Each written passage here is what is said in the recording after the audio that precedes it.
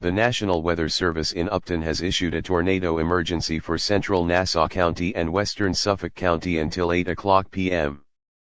At 7:18 p.m., a confirmed large and destructive tornado was located near Freeport, moving northeast at 55 miles per hour. This is a particularly dangerous situation.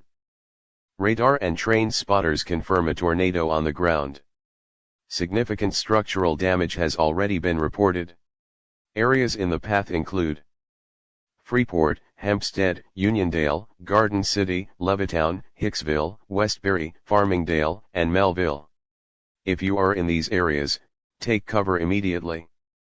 Go to a basement if available. If no basement, move to an interior room on the lowest floor of a sturdy building. Stay away from windows. If you are in a vehicle, do not attempt to outrun the tornado. Seek shelter in a substantial building immediately. This storm is moving into densely populated communities. Again, a tornado emergency has been declared for parts of Nassau and western Suffolk County. We will continue to provide updates as this life-threatening situation unfolds.